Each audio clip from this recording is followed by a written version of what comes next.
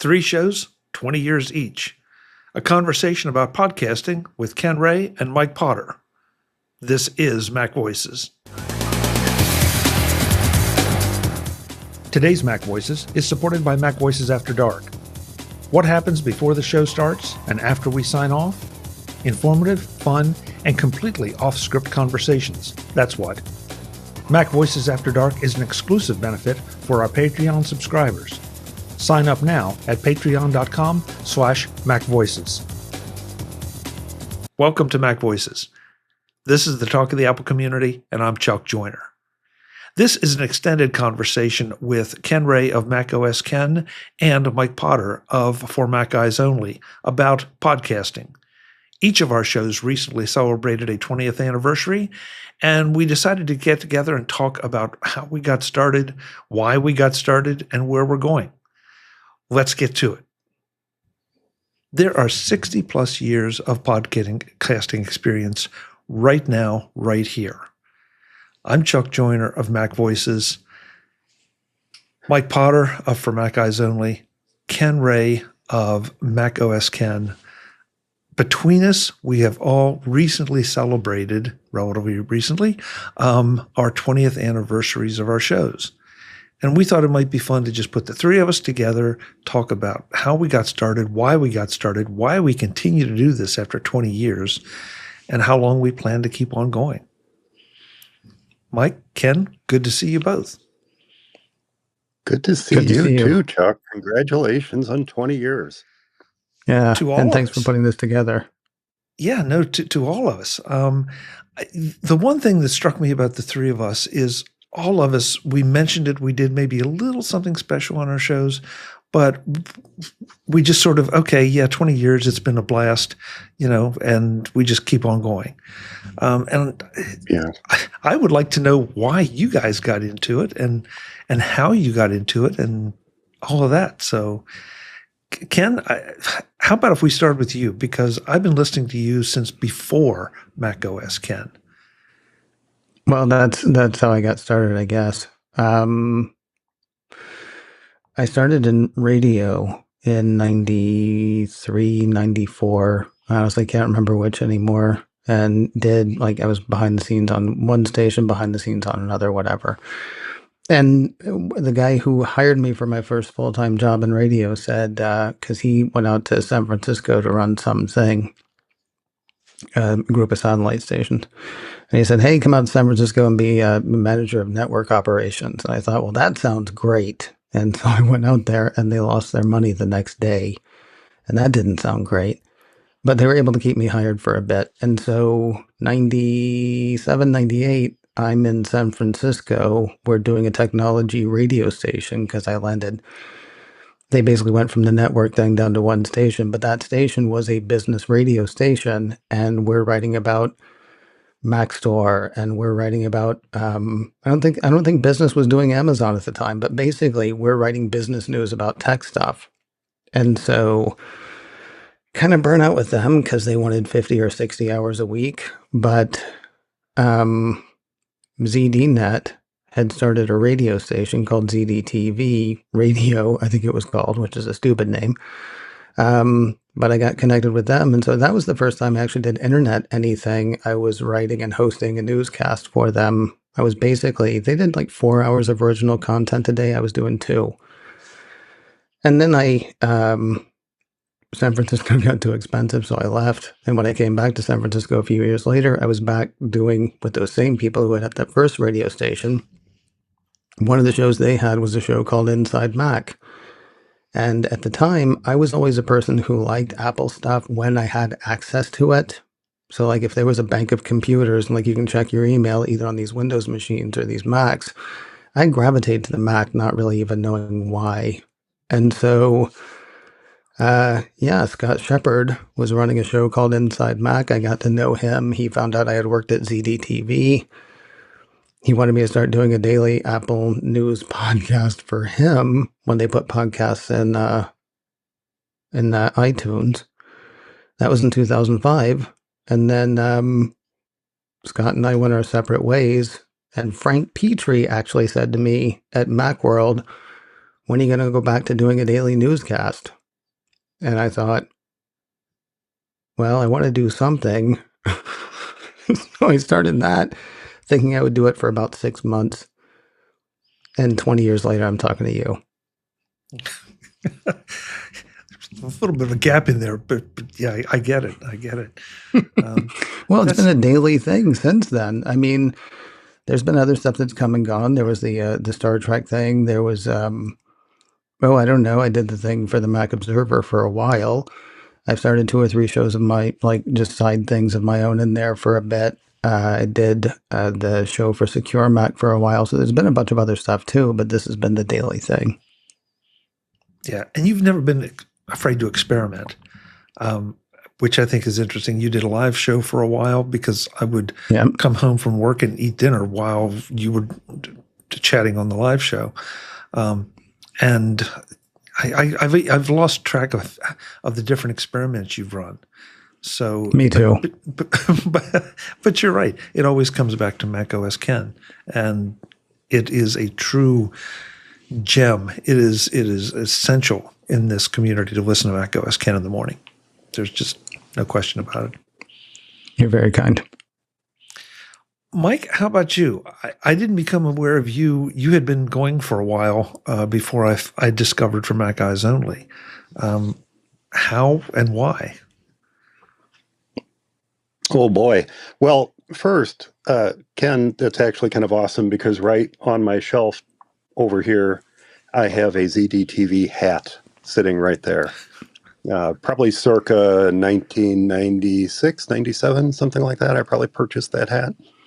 Okay, that's right before I got there. Somewhere in a box, I have ZDTV champagne flutes, and then in another box, I have my Tech TV like snow jacket, which is great for Southern California. Exactly. So I got into podcasting in 2005, not as a Mac podcaster. The whole purpose of my first podcast, which I titled Coffeehouse To Go, was to support a small press literary magazine that I published and had been publishing since 92, somewhere around there is when I started up that magazine. It originally started as a quarterly and then eventually evolved to a semi-annual type thing. But that was why I started podcasting. And what was fun about Coffeehouse To Go is that not only could I play the readings, if someone was willing to give me a reading, I could play the readings of poets and even short snippets of short fiction and things like that on the show, but also music. We had this thing back in 2005 called Pod Safe Music. It was music that was released just for use on podcasts, and we had permission to use it. And that was an exciting addition to what was otherwise a print magazine. So now to be able to add this auditory component to it was fun. And it was exciting. And it was great to hear from bands who heard their stuff played on my show and say, wow, that's really great, or to hear from poets or whatever. So Coffeehouse To Go is how I started in podcasting in 2005. And then in 2006, this was around the time of the Power PC to Intel transition. At work, I worked at an ad agency at the time. We were transitioning. I don't know who was the impetus behind it, but we were transitioning to Macs, away from Windows computers running.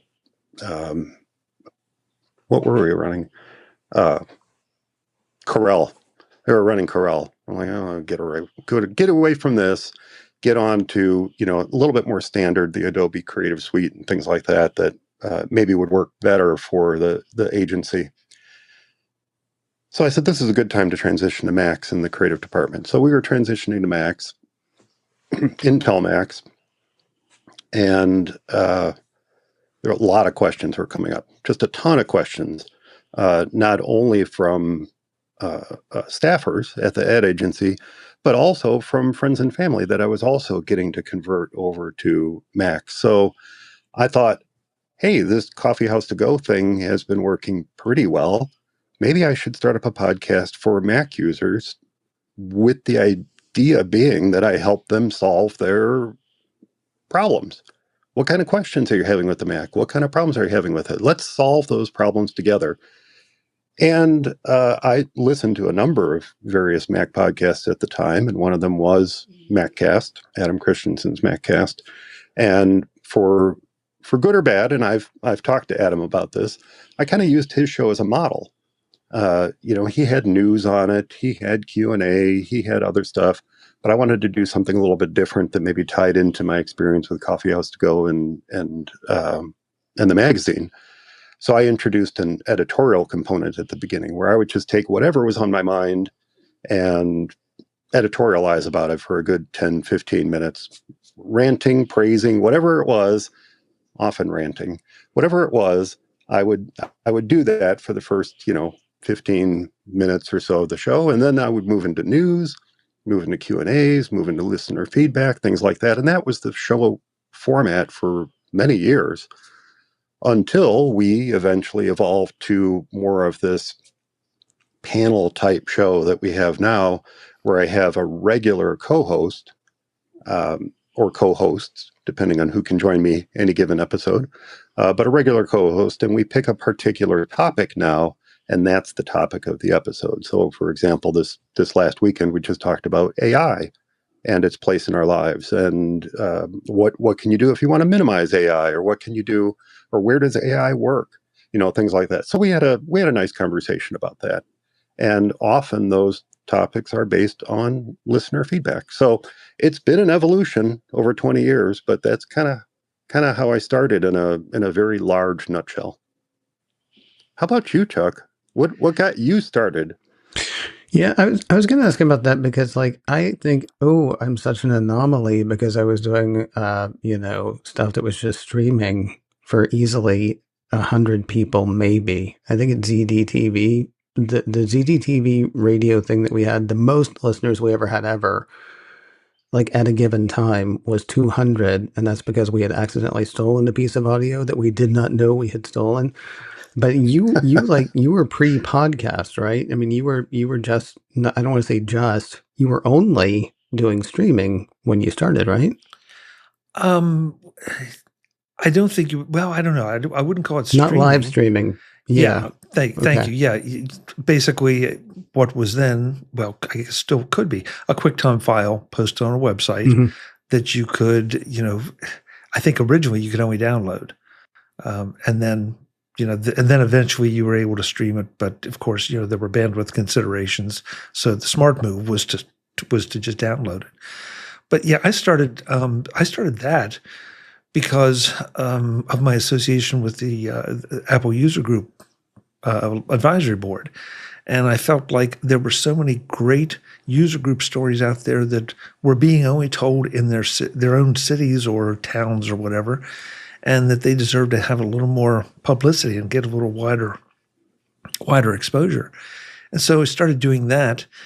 And sort of like Mike was saying, there was an evolution that occurred because I went from talking to just user group leaders to at the time, Apple journalists, Mac journalists and authors and that kind of thing. And it just kind of grew from there. And then podcasting came along, and I was winding down with the advisory board thing, and someone emailed me and said, because there was more content coming from the journalists and the authors, and someone emailed me and said, I found your show by accident, but I'm really not a user group person, and I almost didn't know anything, and that's when I realized that I had a bit of a branding issue or challenge. And so I've said this a million times, one morning in the shower, it's like MacVoices. That just fits podcasting so well with what I'm interested in and what I'm doing. And so rebranded, which is always a little bit of a scary thing because you never, in those days, you didn't have the analytics we do now. So you didn't know how many you had listening and who you were going to lose. But so I did, and again, to Mike's point, the show has evolved from being a once a week to a few times a week to a daily thing, to having a live show that helps feed the daily beast, if you will. But still having, it used to be, it felt like there were a lot more developers and individuals willing to do interviews. That seems to have dropped down a little bit. They still want attention, but it's just different, is all I can tell you. I'm constantly amazed at the number of people that say, yeah, no thanks, when I invite them to be on the show. Yet you have a product to sell, and I don't want you to pay me anything. I just want you to come on and talk about it. So that's, and sort of like Ken said, 20 years later, here we are. I still don't know what happened to those interim years, because it's always been fun for me and informational and educational. So there you go. That is weird to think about, because, I think it's easier for me to sort of, on the one hand, I can't believe it's been 20 years. That's like, what, 4 or 5 cities that I've lived in since then, and more personal changes than I ever want to catalog. But then when I try to think about, like, so where were we? One of the first video I ever posted on YouTube was a tongue-in-cheek thing in 2006 called "Where Is My iPhone?" And it's because we didn't have an iPhone yet, and I wanted one. And I had very clear ideas about what I wanted that thing to be, and you can still go find that video, which is kind of embarrassing, but also kind of funny, especially if you think about when it was, because there was no iPhone.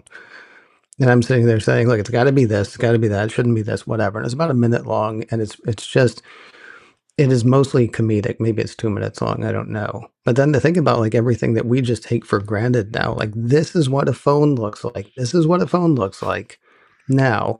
And it didn't exist. And I hate to sound so much like an old man, but you talked about the fact that you got into this, or started this, Mike, when they were making the transition from PowerPC to Intel, and now they're on their own silicon.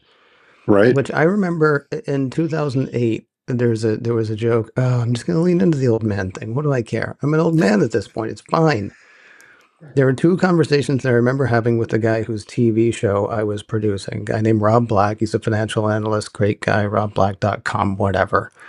And the 2 conversations I remember us having were, I said that the iPhone was going to win over Android. And he was like, no, there are going to be more Android phones. I was like, yeah, there are going to be more Android phones, no question. But Google is not going to promote all of those Android phones. Google, if they ever build a phone, are going to build their own phone. Samsung's going to be advertising Samsung, whoever else is going to be advertising who else, and Apple is going to be advertising Apple, and they've got marketing might. They're going to be the winner in the phone thing. And he was like, nah, I don't think so. It's like, fine, whatever. Apple bought PA Semi, and Rob's like, they're going to make their own chips one day. And I was like, you're high. So he was right, and I was right. And then I was right about the television, and he was right about, money. So, yeah, I think he wins, but, I can say at least I was right about the TV and the phone. Sorry, I don't know how I got there. I apologize. No. But Ken, you reminded me of something that is going to be obvious to us, that when we all started out, we didn't have the gear. We didn't have the software. We didn't have the hardware. We definitely didn't obviously have video services like we're doing right now. We cobbled stuff together. I've to your point, some of my early things are still online, but they're embarrassing, but they're part of the journey. But one of the ways that I originally first did recording was that I had a speaker phone, like a real telephone, a speaker phone, and a mic hovering over the speaker to catch that. And then that would be in one room. I'd be in another room because you didn't want the crosstalk on the mic. So, you just did whatever was necessary to do it. And that's why I look back and think, why did I, what possessed me to ever jump through all those hoops and keep jumping through them until the software and the hardware caught up? Yeah. I put together, you talked about the live show earlier. The first live show that I did was a call-in show, and it was basically, I got up on a Friday morning and I had a Skype account, And I thought, okay, if I had another Skype account, I can't remember if that was that or if no, that was when I added the call screener. Because the biggest problem with taking calls was like, well, I have no idea who this person is or what they want to talk about, but let's bring them on. And I wanted to run it like a radio show. So the first week I was like, okay, well, that's fun. There are people out there and they're willing to call in, and they spent their Friday night with me, which is cool. But then I was like, okay, what I really need though is a call screener and somebody to like screen the call and say, and they have to be tough because they have to be like, yeah, we're not talking about that tonight, but call back another time, like a real radio show, you know? And so that's like, okay, so 2 Skype accounts and forward one, and then like hornswoggle somebody to like spending their Friday night not doing anything but answering calls and not being on the air. And a guy named Pete Prue helped me set that up, who I don't think is doing, that might be the only podcasting thing actually that he ever did. And because he ran telephony at the time. And so I was like, can you help me figure this out? And so he basically helped me with the signal path. And then George Starcher was my call screener for about a year until I was like, or I could do something on, I think I moved it to Wednesday night. But yeah, it was a lot of cobbling stuff together. And poor George, he got to find out on air because he put together what we had done. It was like, hey, I can run your call-in show. I can run your call-in show. And he was in the call-in show when he found out that Microsoft had killed call forwarding for Skype. So he had all these callers calling in. He's like, well, I can't do anything with you, so I'll send a message. Yeah, cobbling is fun until it's not. Mike, what was yours? Oh God, I'm fascinated by this cobbling together series of stories because it reminds me, we've gone through various phases through our computing lives. As Ken said, we're old men now. And back in the early 80s, if we wanted a computer to do something, we either, if we were lucky, loaded it in from cassette or maybe a disc if you had some bucks, but loaded it in from cassette and waited a good, what seemed to be an eternity conservatively for that software to load, or you typed it in from listings in a magazine, or you wrote it yourself. And that was just the software. To get the hardware to work, we often had to pull out the soldering iron. I remember sitting there soldering together the keys of a mechanical keyboard to get it to work with my Timex Sinclair 1000 computer. And it worked in the end, which is fascinating to me. But that era of computing in general is over. We've moved past that. We now have these toasters on our desks that we turn on and they magically do what we want them to do. And unless you start evolving, or I'm sorry, not evolving, unless you start going down the path of working with Raspberry Pis or other small board computers or things like that, we now have toasters on our desks. And podcasting has evolved in a somewhat similar way. The stories you're telling about live call-ins, I tried one live show at some point, must have been 2 or 3 years after I started the show, and it was effectively a disaster because of all the different types of software, as Ken was saying, all the different types of software we had to pull together just to get somebody to join us on the show. And now I fire up a web browser and all three of us are sitting here and we don't even have to think about it. But I'm not ashamed to tell you that my very first podcasting rig was a Sony Vaio laptop computer with a Plantronics headset with 2 1/8 inch plugs on it, one for the headphone, one for the mic. Plugged that into the side of the Vaio, fired up Audacity, and that was my podcasting rig, and it was done on the kitchen table in our family room. Obviously, that's evolved since then, and except for that Plantronics headset. I wish I brought it down with me. I still use that Plantronics headset to this day to edit my shows because I've become so used to how it sounds that no matter what other type of headphones I try, I just don't feel comfortable editing with anything but those original Plantronics. So here's hoping they hold out a little bit longer. But yeah, now we fire up Ecamm. We can bring in as many guests as we want. We can do live. We can do recording. We can still use Audacity if we want to. So for as much as things have changed, things have stayed the same for me. The first 6 months of almost the whole time that I was doing the daily show for Inside Mac, it was on a gateway. Nice. Hey, what I had. Audio is audio. Well, and people, it's like, yeah, you're right, Mike. You write the great American novel. It doesn't matter if you wrote it with a Bic pen or one of Ken's highly sophisticated fountain pens. You still got it down. So, whatever was necessary. And that, now, Mike, you made a little. You and I both made the evolution to audio. Ken, I think you've just stuck video. Ken, you stuck with audio, but when iMovie came out, I thought, well, there's something I'll never do because I'm not a movie maker. I'm not a storyteller. What am I going to ever care about video for? Except for maybe a home movie or two. And, all of a sudden, I've learned so much more about video production and I still have more I want to learn. But that, I think, has been for me one of the big appeals of pushing it forward a little bit. Is just it's something new to learn, and these, to Mike's name, these wonderful little toasters let me do that. They let me learn and evolve. Yeah, I think the thing that I did. It's funny because you were talking about the live show that I used to do. That was on YouTube, but I only did it on YouTube because that was an easy way to stream. I kept up just art of the macOS Ken live art page. Like I seriously had my camera trained on just an art card.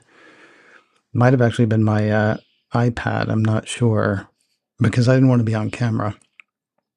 The next time I did the live thing, which was during the pandemic, during the early days of the pandemic, so late 2020, early 2021, maybe, or maybe early 20. I can't remember. It was that time. I was okay being on camera then, but again, it was the only reason I was doing it was because I could do it quickly on YouTube or whatever it was that I was doing, and it could just go out automatically to a place that people are used to watching live stuff. Yeah, I'm still a radio at heart. I mean, that's really it. I still like. I did an April Fool's joke one year, and it was a dumb thing. There were two actually April Fool's jokes, and it was the last time I ever did April Fool's because I got so much hate mail, literal hate. Like I got people saying, "I hope something bad happens to you." I mean, it was bad. It's horrible. Okay. In fairness, I acted it pretty well, but whatever. Anyway. I haven't heard the joke yet, though, so maybe. Yeah. Oh, there's no. Well, no, I'll tell you later. But here's the thing. The other thing, there were two things I did. The first one was I started the show seeming like I was all sad because of something, and then hit everybody with a punchline, and that was the thing that got like literal hate from people. But the other thing that I did was it was going along, and then I faded out my sound and played the marimba ringtone because it was 2009. Most people still had that as their ringtone, right? And then came back up as if they had missed the call, and then did it again a second time. Then Barry Folk wrote to me and said, "Okay, that was really cute. You got me out of the shower twice, but my payback is you're now picturing me in the shower." And I thought, okay, well that really came back to bite me horribly. But the thing that I love about audio is I'm in the car, I'm on the train, I'm in the shower with you. Hello. We're going to sleep together. I like the fact that audio is where you are. There's an intimacy about that is not, I'm sitting here eating my noodles and watching whatever is on the screen at this point. But nobody cares. Apple's still pushing us towards video because they think that's where video is, and or that's where podcasting is, which I feel certain, and I'm not encouraging us to do it, but the three of us could have a discussion about what is a podcast because, Oh gosh. Yeah, I know. But I probably shouldn't Yeah. do that, though, because that's just crotchety old people talking at that point. Unless you want to, Chuck. We Go did ahead, an Mikey. episode. We did an episode in February on getting started with podcasting in 2026, and I had Katie Fox of Ecamm on with me. Now, obviously, it was a very interesting conversation because her viewpoint is from from the standpoint of producing video first, and my viewpoint was from the standpoint of producing audio first. And the topic of what is a podcast came up. And again, we don't have to go there, but I had a very clear definition in my head of what constitutes a podcast. And it was interesting to hear how different her perspective was on what is a podcast and is that term even relevant any longer. So yeah, it's funny how those kind of things have evolved. To Ken's point, I'm old school in that I still edit my show. I don't just record it and put it out. I edit it, I clean it up as best I can, and shorten it considerably from what we actually recorded. Up until 2 years ago, 3 years ago, I can't remember when I switched to recording live on YouTube, but up until that time, we still connected via Skype. Obviously, Skype's demise was a big part of why I had to change things, but we still recorded on Skype. We still use Call Recorder to grab the audio from both sides of the conversation. And then I would take that audio and bring it into, yes, Audacity, which I still use 20 years later, bring it into Audacity, edit it down, and release it as the podcast. And that's effectively what I'm still doing, even though I'm live streaming the recording process to YouTube. That's not the show. I don't consider that the show. I often describe that as our warts and all version of the show. Anything and everything we're talking about before and after, well, not after, but before recording goes out there, and then we start the show, we record the show. We might go down various rat holes and tangents as we're having our recording session go. But then when it's over, again, I take that audio, each side of the conversation, bring it into Audacity, edit it down to the show, and release that. That is the official podcast, is the audio version of For Mac Guys Only, not what you find on YouTube. So, yeah, I guess I'm also a little old school in that regard. And, there's so many things here I want to say to both of you because I agree with you. I'm old school in the sense that I do the editing, because I've often felt like it just disrespects the audience completely for me to be sitting here doing a podcast and the doorbell rings and say, oh, sorry, I got to go get that, and then come back and never cut that part out. So, Ken, you're absolutely right. I mean, and I think it's probably fair to say that we all get, well, I guess, Ken, not for you, but for Mike and I, we get multiples of engagement more on the audio than the video. The reason I started doing the video, though, is sort of the same reason I started podcasting. I think it's important for people not just to read the advertisements for the products, but to hear from the people that are actually making them. And then I realized that, especially in a group show, that it's valuable for people to be able to see, if they wish to, the expressions, to see the people, know that these are real people, but also, see the side eye that somebody gives somebody else and the camaraderie that happens when you put a bunch of people together. So I think there's a place for both. And, as far as the podcast name, arose by any other name, whatever. That's what people know them as now. I know people that produce things for companies that they call podcasts that never see an RSS feed. And of course, as a purist, it's like, well, look, if you can't download it and stream, or access it that way, it's not a podcast. And then I realize I do sound like an old man, and I'm toning at windmills and just let it go. Well, I would fight that fight, though.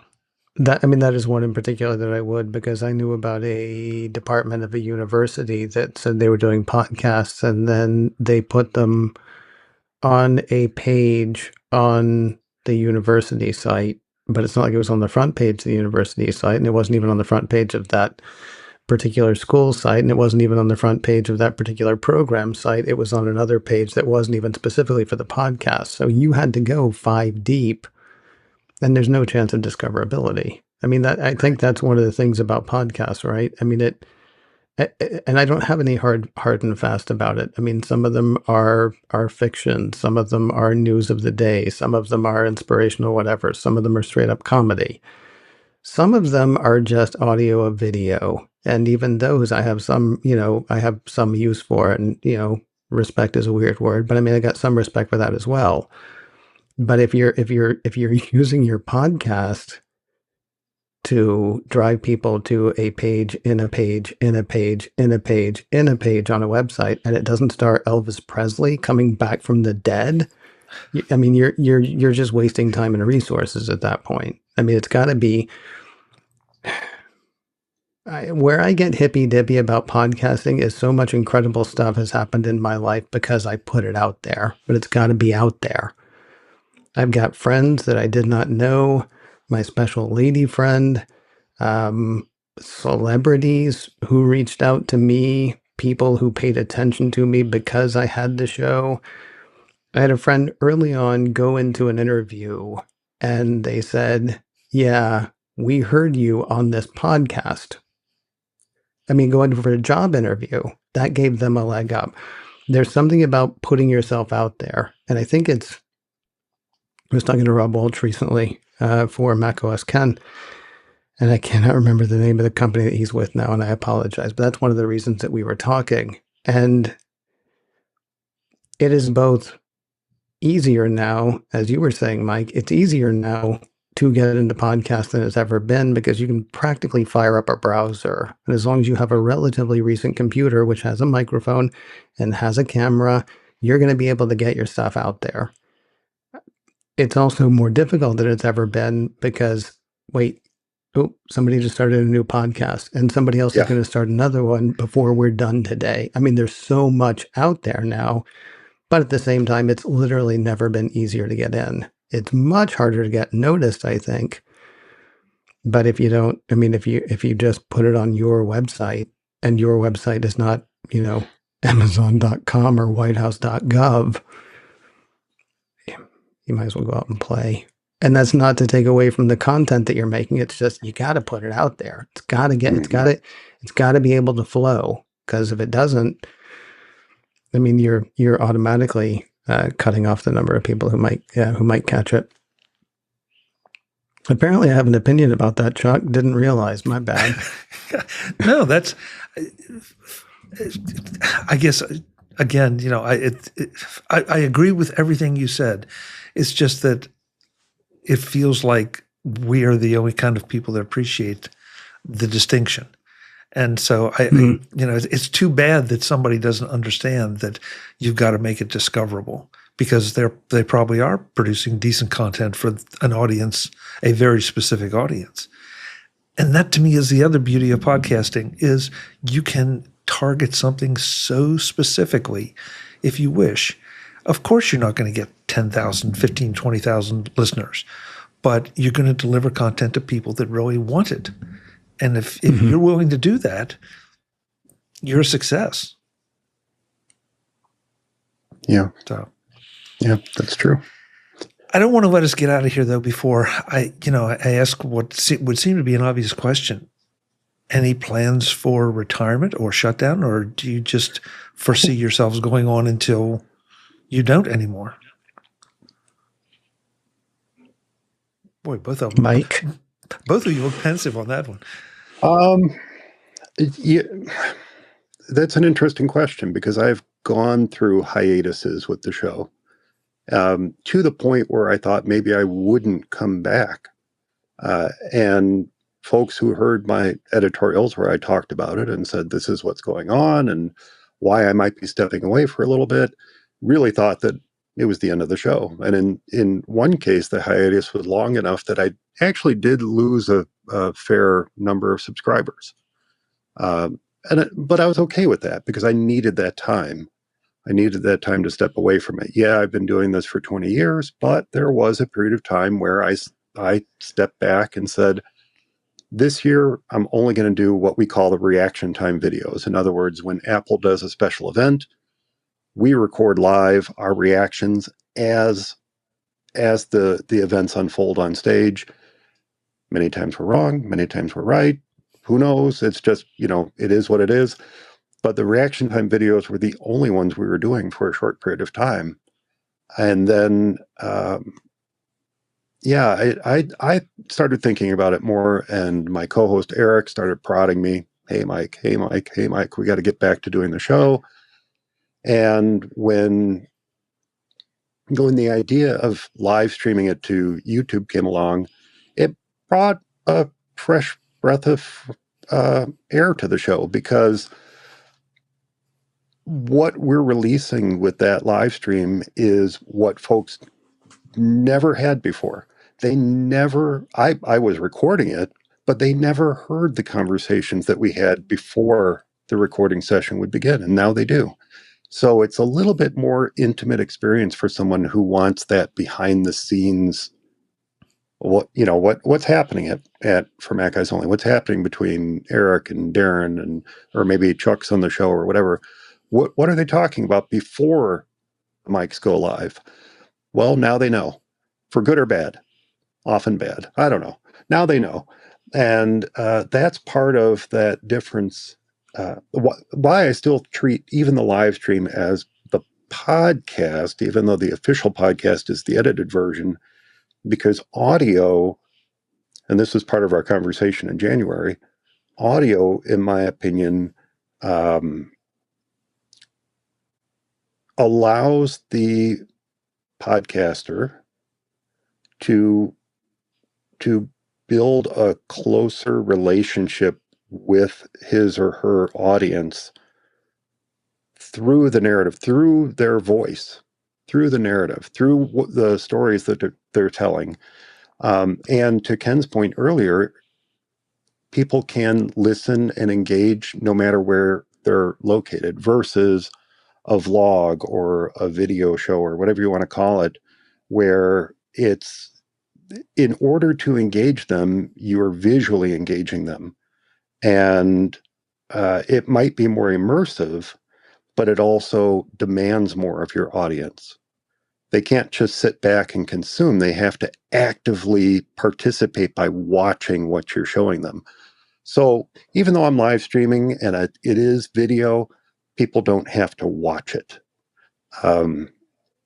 And so, like I said, that was a very long way to answer your question, Chuck, but I don't plan on giving it up. I feel reinvigorated by putting it out there live, showing people what we go through to record the show, and then still following up by editing and releasing the podcast proper. So I don't have any plans to retire in the near future. In fact, maybe I'll get more into it when I no longer have to have this, pesky day job thing, even though it's my own business.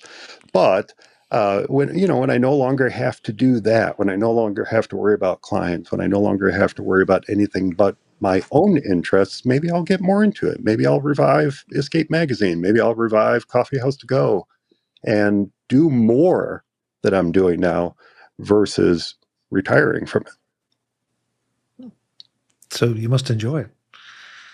Oh, I do. I enjoy it immensely. It's a lot of fun. Ken? I don't know.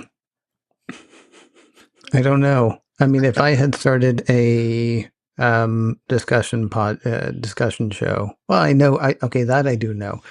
If I had started a discussion show 20 years ago, I'd probably be done. I probably would have quit it a long time ago, because I've started a lot of discussion shows that I have stopped. Now, a lot of that, I mean, the thing is, this is what I have done. Like Mike is talking about, when I don't have clients to worry about, this is what I do. this is my job. This is my gig. And when people say, "Oh, 2 ads is too many," it's like, well, my bank account doesn't think so, and my bank account is not getting fat. This is a job. Thankfully, it is a job that I enjoy because it is a job where I am encouraged to crack wise. And I don't have to be nice. I tend to be. I don't have to be clean. I tend to be. I get to be funny if I want to be. The one thing that has kept me interested is it's always interesting, even if I don't like what's happening. I had a hard time a few years ago when the EU and the EC were going so hard after Apple, and when Lena Khan was going so hard after Apple, because I happen to not agree with that. I'm having certain issues with the current political climate today and Apple's response to that. I had problems when Steve Jobs died, and the first person I heard talk about it was Rob Enderle saying, well, now it's obviously over for Apple. But at the same time, I didn't see what happened with the watch coming. It was mildly interesting to watch what happened with the car. Apple used to lie, I'm pretty sure, and say, look, we just run the App Store at break even. I remember saying to somebody in 2009 or 2010, if that's still true, they're doing it wrong. But watching different parts of this story evolve and change and go in ways that sometimes, not like I'm some kind of genius, but sometimes I absolutely saw it coming and other times I did not see coming at all. And looking at that and then putting it all together in like a 15-minute, chunk that people can enjoy, trying to figure out how the pieces connect, trying to figure out how they all might, that part is fascinating. And so that keeps me, interested. But Chuck, if you're hiring, we can talk. I'll check my budget, Ken, but I have an idea that I can't afford you. So what about you? You started this. You started the question. I think we've established that you've been doing this like even before the whole podcast thing, about as long as, the rest of us, maybe longer, depending on which part you're talking about. Is it quitting time? No. I feel like my philosophy behind a lot of things that continue over time is when I stop having fun, then when it becomes a job. Now I'm the first to tell you, there's sometimes it's just like, oh yeah, I got to get a show out, and I'd really rather not, just relax. But if that becomes a consistent thing, then yeah, it'll be time to say it's been fun and thanks. But until I stop having that fun, the live shows are a blast. Every time I connect with someone that I've never interviewed before, I thoroughly enjoy it. It's one of the reasons I love going to CES and NAB, to walk up to somebody and say, I'd like to know about your product or your service or what you do, and have them tell the story and have that person go from being a stranger, a 100% stranger, to someone that I'm building a relationship with, and a healthy percentage of those develop into relationships that are long-term. So, that's the way I feel about you guys. We don't live anywhere close to each other and never have. But, I feel definite friendships here and across the country and across the world. And that wouldn't have happened without this. So, yeah, I'm not gonna give it up easily. Not until somebody says I have to. I'm glad you mentioned friendships. Ken mentioned Barry Folk earlier. How Barry and I met is actually a really interesting story. We both happened to attend the same Microsoft event downtown Chicago. And I'm sitting there with a group of folks having a conversation, and suddenly I feel this tap on my shoulder. And it's Barry, although I don't know him yet. And he says, by the way, are you Mike Potter? Now, this is not something you typically want to have happen to you in a public situation where you don't know anybody. Why on earth would somebody tap me on the shoulder and say, are you Mike Potter? But it was Barry. And he recognized my voice from across the room, came over, introduced himself, and we've been friends ever since. And those types of friendships, Gazmaz, Gary Malpas is another one. Knew him for 10 years before I ever met him in person. But again, fantastic friend, helped so much with the early days of the show. And of course, Eric and Darren and everybody else who ever contributed to the show. Names of which I went through when I mentioned it briefly, back in December or January when I talked about the 20th anniversary of the show. Yeah, friendships that you would never expect and things that happen that you wouldn't ever expect to happen, like Macstock, only happened because of the podcast. It only happened because of the friendships and relationships I had because of the podcast. So you never know where this journey is going to take you, and I'm very happy I started it.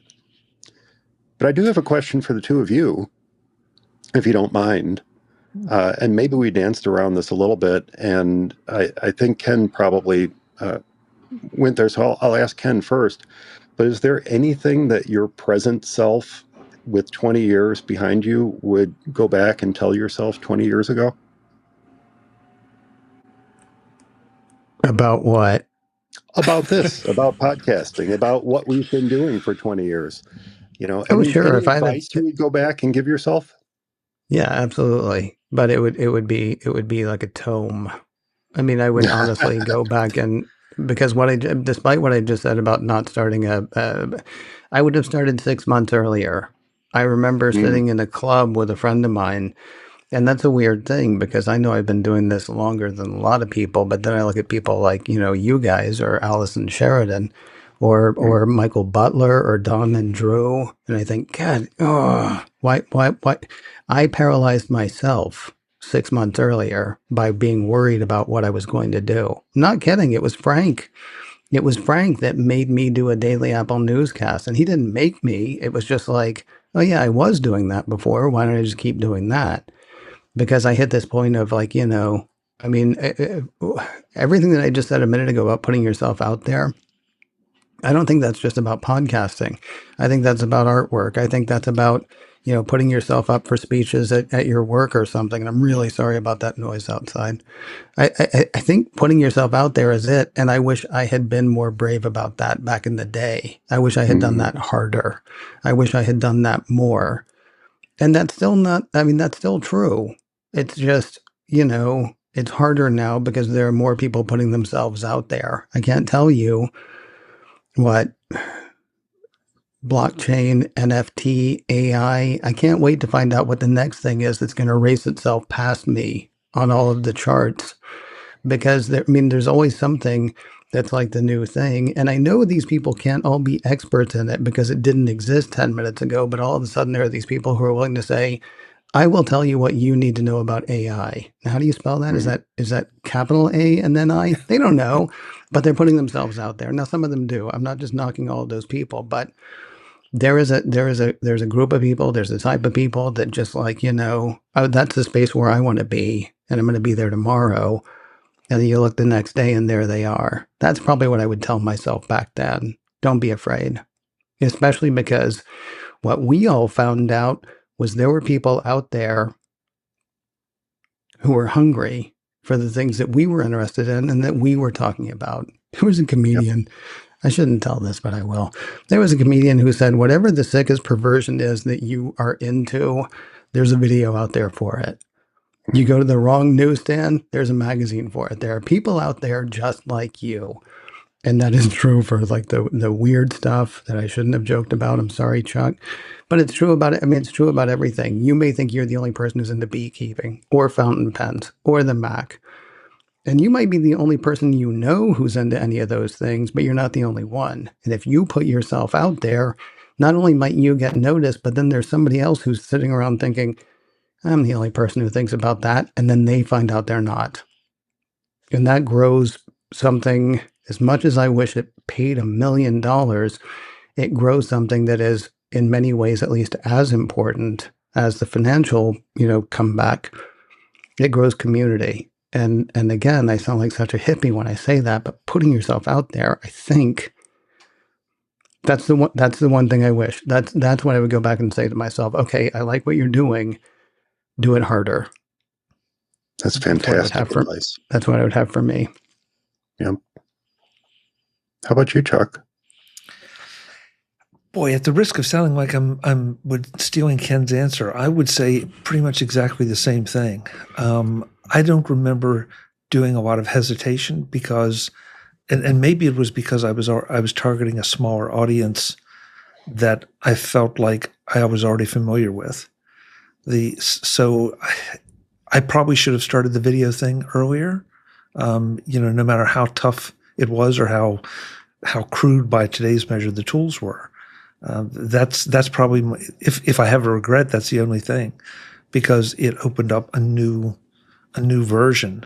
I went to I think it was either the first or second Blog World, and one of the points they made was that, at least at the time, I don't know, but they said, what's the world's second largest search engine? YouTube. And it's like, oh, I need to do video, because nobody had, there were not audio podcasts on YouTube at that point. It was more, just strictly videos of some kind. And that was the thing that kicked me in the butt and said, you need to do this. And I wish I'd started that journey sooner, but Ken hit it. You put yourself out there, and there are a dozen different services out there. Scratch that, half a dozen, at least that I know of, that can help you produce a podcast. Try it. If it's not for you, I don't think any of us would lie to anybody and say, oh, it's no work at all, you'll enjoy every second of it. No, it is work, but it's fun work if that's what you're into. And if not, then go find some other way to put yourself out there. Yeah. God, we sound wise. What about you, Mike?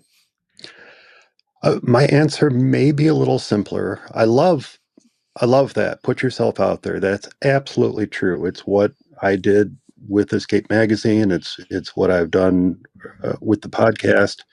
I guess the one thing is, if someone's about to start a podcast now, it is a completely different world. It's a lot, as Chuck indicated, there's a lot of services out there who are more than happy to help you start up a podcast. In that sense, perhaps it's a little bit easier if you have the idea to just kind of get started. And heck, anybody can get a free YouTube channel and start broadcasting if they want to. As Ken said, oh, there's a podcast, there's a podcast, there's a podcast. They're starting up every second. But the one thing that's changed a lot with podcasting over 20 years is the commercialization of it. We tried to make money early in the day. There were companies that would help hook us up with advertisers, and we could, read the pre-written pitch on our shows and make a few bucks every month by promoting their stuff. Eventually, I got away from that. Now, in my case, podcasting was never about making money. It was never intended to be a commercial venture for me. I tried. I didn't enjoy it. I didn't like it. I kind of felt weird reading ads for stuff that weren't related to my show. So I got away from that. But I think the one thing I would go back and tell myself, and I probably did do this to a certain extent, but the one thing I would tell myself is just have fun. Just turn on the mic, start talking. Don't worry about your audience size. Don't worry about people who might send you negative feedback. Focus on those who are responding positively to what you're doing. Allow that positivity to influence you. Use their content. Share their content with people. Share your content with those who want to tune into you. And just have fun. Don't worry about commercializing your show. Don't worry about making money. Don't worry at all about all that. If ultimately that's your goal, it'll come. But when you're starting out, just have fun, and the joy that you have in producing the show will come through. and that will bring everything else later. Sound advice. Guys, thank you. This has been a blast. I know I was the one that put it together, but I'm just overjoyed that we got to do this together, because so many similarities, so many different perspectives on various parts of it. But at the end of the day, we all got to the same place, and it sounds like we're all going to keep on going for a while. Yeah. So see you in another 20 years. See you in another 20 years, Chuck. Why do you hate me? That's what I kept saying when people were like, hey, here's the 20 more years. I was like, why do you hate me? All right, yeah, sure. See you in 20 years, I guess. Maybe every 5, Ken. Just since we've hit 20, maybe we'll just do it every 5. That's probably a better idea. Yeah. A little more manageable, yeah. Let's all work together and see if we can bring back some of the services of days gone by, like Podcast Pickle and Podcast Alley and Audio and all these things that we had to do back in the day that we no longer have to do, because it just happens. It just happens. Yeah. Just in case anybody's listening to this that isn't familiar with each one of our shows, let's give them some URLs to go to. Ken? MacOSKen.com, or look for it wherever you get podcasts. That's the thing. So macOS Ken, Monday through Friday, most Monday through Fridays, almost all. Although I am taking off a week in April, so everybody get ready. Yeah, that's it. That's all I got right now, man. So macOSKen.com. That's good. Mike? ForMacEyesOnly.com, FORMAC, ForMacEyesOnly.com, or if folks do want to catch the warts and all behind the scenes recording process of putting together the show, you can catch this recording on YouTube the second and fourth Saturday every month at youtube.com/FMEOTV. So, yeah, thanks, Chuck. Perfect. Thank you. Mine, MacVoices.com. That's where you're going to find everything, audio and video. But if you're just a YouTube kind of person and want to see the live shows, the recordings of the live shows stay up for about 24 hours. And then I take them down because we're going to eventually edit them into the feeds. But that is youtube.com/MacVoicesTV, because we named it back when everybody thought that you needed to have TV at the end of your YouTube channel. Right. Yep. Yeah. Guys, thanks so much. We will do this again sooner than 5 years. This has been a lot of fun. Yep. Thanks, Chuck. Take care. Visit MacVoices.com for show notes and to connect with Chuck on social media.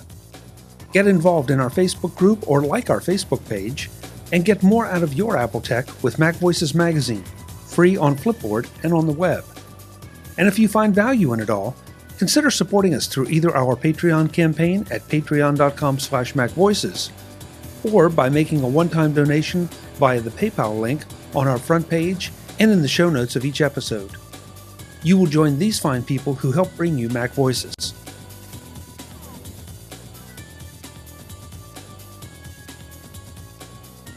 Advertising handled by Backbeat Media at backbeatmedia.com.